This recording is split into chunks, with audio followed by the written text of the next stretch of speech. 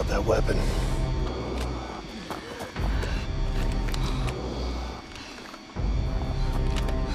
What's your name, Corporal? Perez. Stay close to me, Perez. I can't see anything. I think they're gone. No, they're close. How do you know? The smell.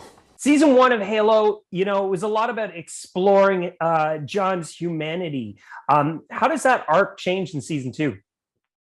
It just continues. I think John has changed in the time between season 1 and season 2, so it'll change the arc by his behavior changing. But we get a continued version of that. One of the things that we focus a lot on in season 2 and begins to take the forefront a bit is exploring other characters, and they really fleshing out the personalities of John's team for one.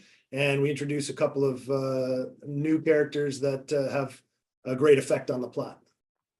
When we spoke a couple of years ago, I told you, I'm not a big gamer. Obviously, I knew about Halo. Halo was the first show, though, that kind of came and kicked off this whole resurgence of video games to TV adaptations. Pablo, how did you guys balance that? You got to please the video game fans, but then you got to also please newcomers who know very little about it. Yeah. I mean, those are questions a little bit above my pay grade. I as an actor, my job is to fulfill the vision of the showrunner, and so I worked with the showrunner on season 1 to fulfill his vision, and now we have a new showrunner for season 2, and I'm working as hard as I can to fulfill his vision on the show, which I'm really enjoying. It's a new vision. It's darker. It's more immediate. It feels more dangerous.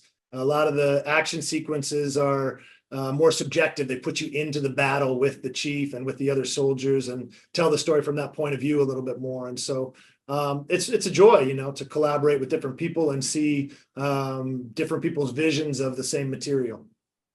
From what I've seen of season 2 already, I mean, the action is just on another level altogether. How does season 2 of Halo sort of up that? Because season 1 had some pretty spectacular action scenes. I think even the opening of season 2 is incredible. Yeah, thank you. Yeah, the battle with John on the planet of Sanctuary is a real set piece we worked long and hard on. It's always fun to get to fight aliens in the fog, when you have that sense of the other and the sense of the mysterious that's just beyond the periphery of what you can see. I think always aids and lends itself to a vibe that can feel real strong, and especially for the Halo universe, it just feels like it fits. So we upped the ante on the action scenes, completely incongruously. We did it by being more efficient with how we were shooting. We shot so much in season 1 from a distance, where you're back looking at the battle and seeing everything.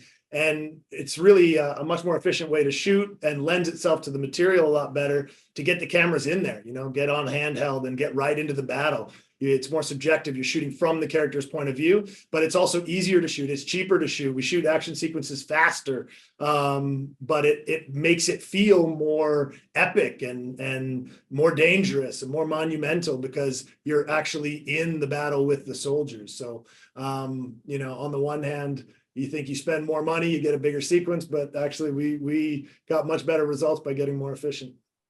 Pablo, before I let you go, Halo, it's been in the culture for over 20 years. I'm sure you have some thoughts as to why people have embraced the mythology, the universe, and Master Chief. Absolutely. I mean, the Halo universe itself is so huge and sprawling and so beautifully written, so beautifully done across so many different forms of media, from the novels to the graphic novels to the video games. There's just an epic amount of source material that you can ingest and throw yourself into. And so people have taken that opportunity to follow all of that media and throw themselves into this franchise in a way.